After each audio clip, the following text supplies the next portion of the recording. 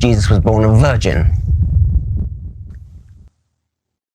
As I said before, there are elements of the text that I don't feel qualified to comment on.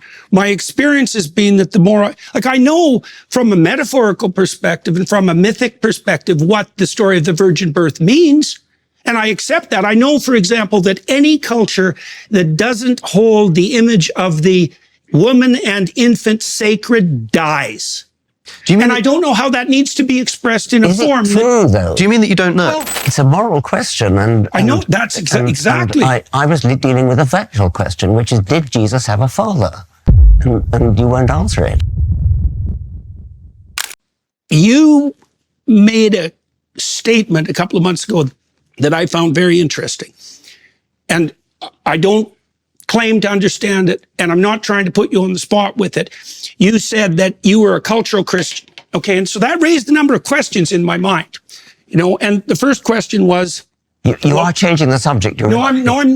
No, I don't think so. Okay. I may be leaping outside of the topic a bit to get back to it. We can do cultural Christianity, but I think, because I have a list of questions that you wanted to ask, and that is one of them. But I think Professor Dawkins did ask you... You were referring to the predictive power and to the utility of the stories. Yeah. Okay, so that's actually what I was trying to zero in on. Go ahead. Okay, so that was the point. Well, it seemed to me that your proclamation that you were a cultural Christian was a recognition and a statement that you had found something in the culture that had been derived from Christianity that you had an affinity with, and that there's some reason for that. And one of the things I wanted to ask you is, well, what do you think that Christianity got right that allows you to make a statement like that? I mean, I know that there's differences perhaps in what we both think about the ultimate veracity of the biblical stories. Maybe there isn't differences. Like, it would take a lot of conversation to figure this out. But what did you mean by that? Like, what do you think that Christianity got right that would enable you to make a statement like that? Virtually nothing.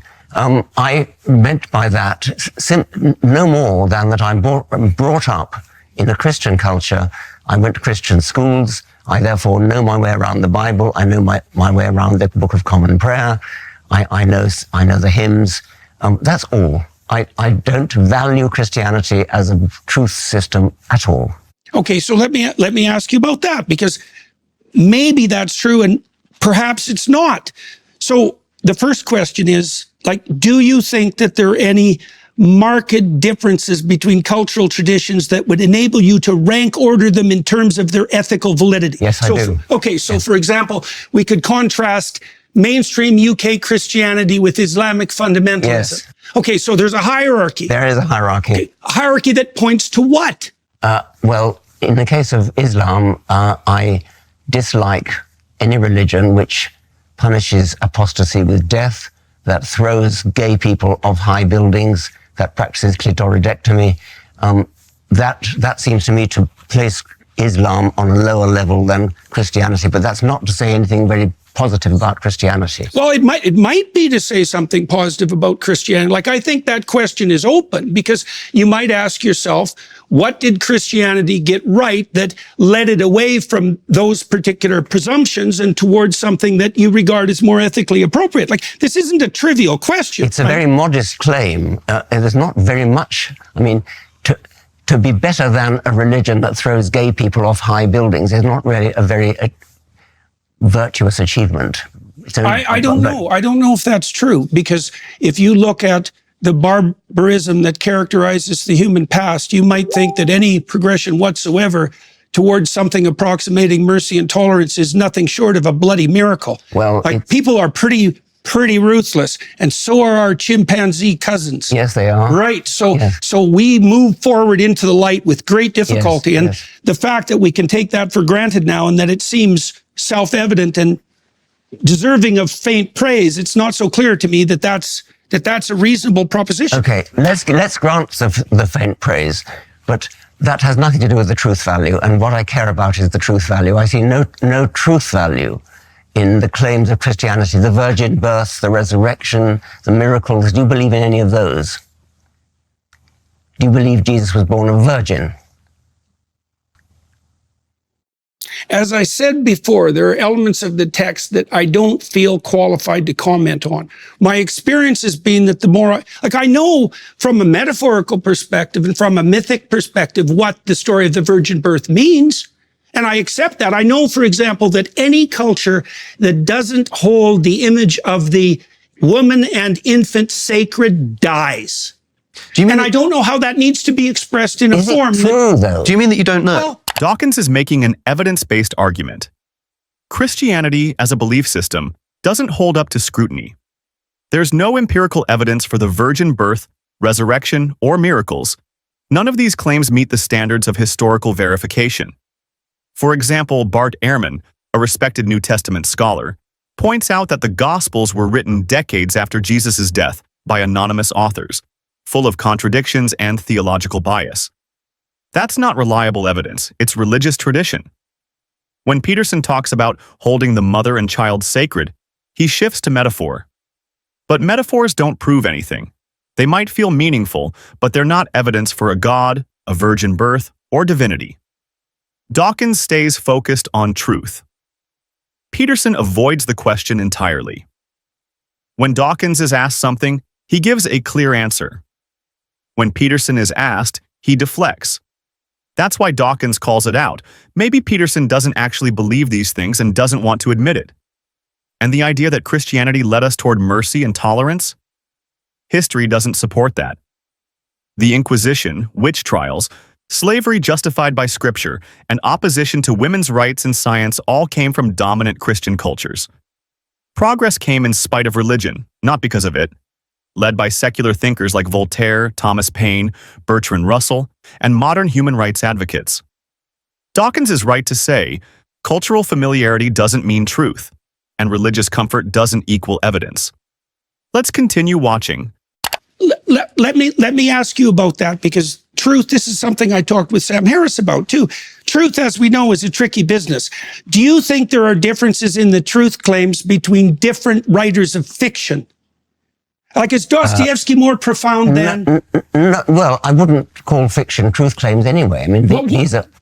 Then on what grounds do we rank order the fiction in terms of quality? Like, Dostoevsky is a profound purveyor of fiction on the philosophical front, unbelievably deep and profound. Yes, There's something true about what he's writing about. It's nothing to do with the truth that science is concerned with. The truth of science is the truth that gets us to the moon. I mean, this is nothing to do with whether one writer of fiction has a sort of insight into human nature. That goes without saying. I accept that. Okay, so how do we deal with the notion that on the purely factual side, how do we deal with the idea, let's take you talked about clitoridectomy, let's talk about the oppression of women. Yes. We make a scientific case that that's inappropriate? Or is it a case that we're making on some other grounds? Like I see in the Judeo-Christian tradition, one of the earliest pronouncements is that both men and women carry the image of God, both. And that sets a certain tone to everything that follows. And it is a remarkable proclamation given its radical age, that both men and women carry the image of God and are to be treated as something with intrinsic value outside of the domain of power and politics. And it isn't obvious to me, having thought about this a lot, how we deal with that in the pure realm of fact. Because one of the facts is, if I can oppress you, why the hell shouldn't I? Yeah, my job is to keep things on track here. I think there are a number of questions which Professor Dawkins has asked quite directly that we still haven't really heard an answer for. Okay. When Professor Dawkins asking about the virgin birth, you started talking about metaphor, you started talking about myth. I think anybody listening to this conversation will understand that maybe a society that doesn't believe in the virgin birth won't work. Maybe that's the predictive power that you're talking about. But I think you must understand that when Professor Dawkins is asking you, do you believe that Jesus was born of a virgin? He means something like a biological fact. And by the way, saying I don't know, or saying, I'm not qualified to comment, is an answer to that question, but is that your answer, that you don't know? I said earlier, and I would hold to this, is that there are elements of the text that I don't know that I'm incapable of fully accounting for. I can't account for what the fundamental reality and significance of the notion of the resurrection is. My knowledge just ends. Sure, but I know that whatever happened whatever happened as a consequence of the origination and the promotion of the Christian story was powerful enough to bring Rome to its knees and demolish the pagan enterprise. So there's some power in that story that's remarkable. Let's stick to the virgin birth. Yes. Yeah. And, well, the virgin birth results from a mistranslation of Isaiah. You know that. Like these sorts of questions, what would you say? They don't strike me as, they're not getting to the point. I know the that. story I know has you a think purpose. that. Yes. Well, and look, I understand that there's perfect reasons to debate this. I know that, and I know that your question is more than valid, but it's beside the issue as far as I'm concerned, and it's partly because, well, when we started this conversation, I said, for example, that it appears to be the case that a description of the structure through which we see the world is a story. We see the world through a story. And so that's a remarkable thing. That's a remarkable discovery, and it's emerged probably in the last 60 years in multiple disciplines, because we have to prioritize our facts. And so we prioritize them according to a particular pattern. And there are patterns that seem to work and to propagate themselves properly and to orient cultures towards life abundant. And there are other patterns, the pattern of Cain, for example, that lead to absolute bloody devastation. And I don't know exactly how to construe that sort of truth, but we talked about the oppression of women, for example. It's like, how do you make a case on purely factual grounds that women should be treated as equals? It's a moral question, and I know that's exactly. And I was dealing with a factual question, which is, did Jesus have a father? And you won't answer it. Well, It's a Jesus different had an kind of earthly question. father and a heavenly father, like almost all mythological heroes. So he wasn't born of a virgin then? So you're saying that Jesus was not born of a virgin? I said, first of all, that I don't know how to mediate the fact-value dichotomy in that case. I said the same thing about the resurrection. It's not a value. It's a simple fact. I mean, did a man have intercourse with Mary and produce Jesus? That's a factual question. Dawkins asked a simple question. Was Jesus born of a virgin? Peterson danced around it for minutes without answering. That's exactly the problem Dawkins is pointing out. If the core claims of Christianity can't be answered as facts, they collapse under basic scrutiny. The virgin birth isn't just unverified, it's based on a mistranslation. The original Hebrew word in Isaiah 7:14 is Alma, which means young woman, not virgin. The Greek Septuagint mistranslated it as Parthenos, meaning virgin, and that error made its way into the Gospels. Scholars like Bart Ehrman and Geza Vermes confirm this. It's not controversial, it's academic consensus. Peterson tries to say these stories are powerful because they moved culture, but power doesn't prove truth. Islam, communism, and Nazi ideology also moved millions. That doesn't make them true.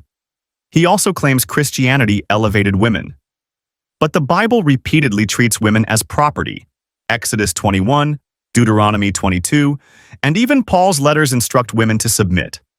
The real progress for women came through secular law, civil rights movements, and feminist philosophy, not scripture. And when Dawkins asks again, did Jesus have a human father? Peterson still won't say. That's why Dawkins is right. If the answers don't hold up when plainly asked, then the claims don't deserve to be treated as truth. Let's keep watching. It's not a value question. You must understand what you're being asked here, that even if you think that, say, the author of the biblical texts intended much more significance than a simple scientific analysis of events, Professor Dawkins is interested in scientific truth. That's the kind of truth that he's interested in.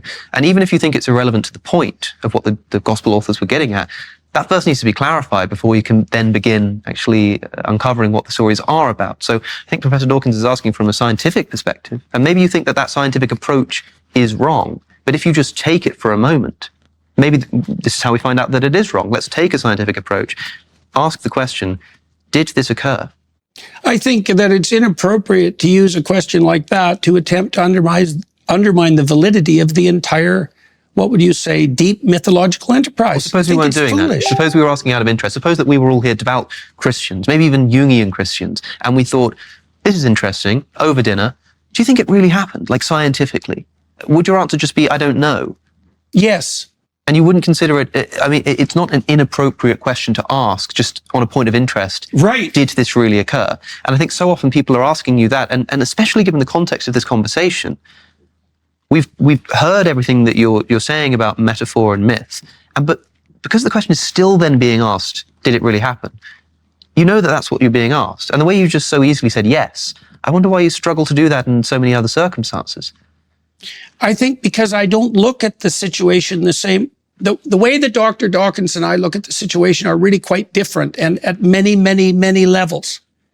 You know, so even on the meme question, for example, you know, like, I know the literature on the history of religious ideas.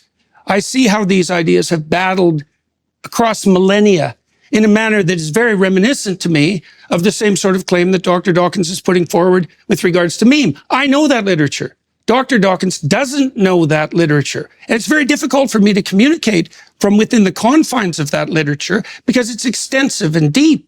And we're dealing with things that we don't understand the relationship between metaphoric truth and value predicated truth and factual truth.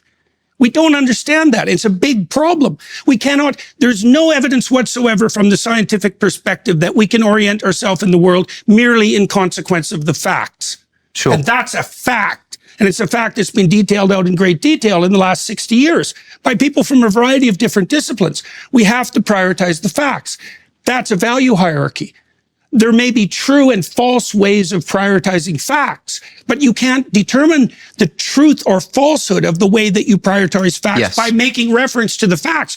That's a big problem. Okay, let's talk about that as perhaps a slight detour here, because I think we do need to come back to this Christ resurrection thing. But Professor Dawkins, would you say that underlying the scientific enterprise is a fundamentally unscientific assumption?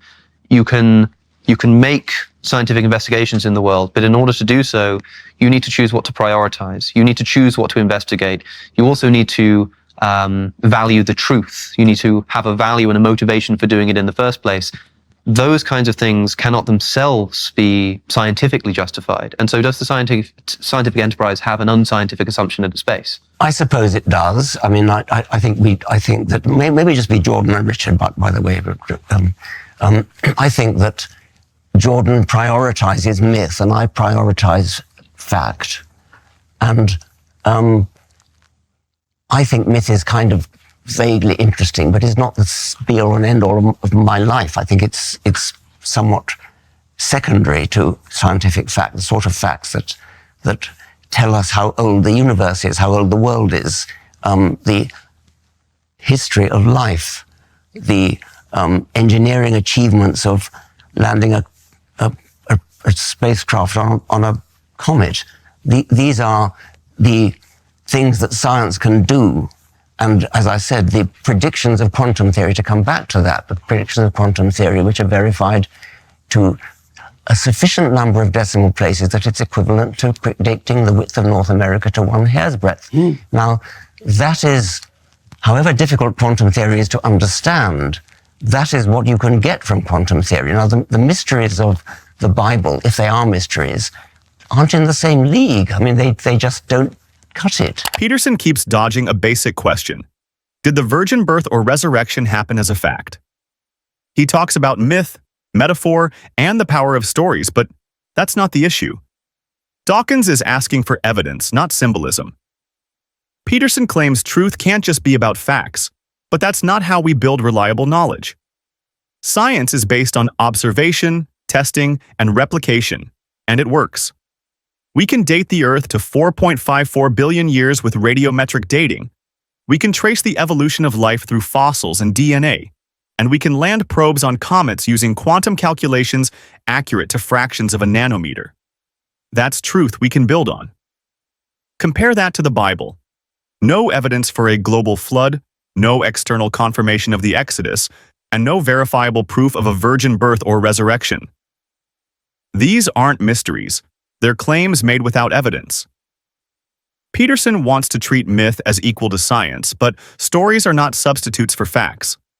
And when Peterson says Dawkins doesn't understand religious literature, that doesn't change the problem. Truth claims require evidence, not familiarity with ancient texts. Dawkins is right. Prioritizing facts over comforting myths is how we make progress. What do you think? Should society lean on ancient stories, or should we demand truth backed by real evidence? Like the video, subscribe for more sharp commentary, and let's keep thinking critically, together.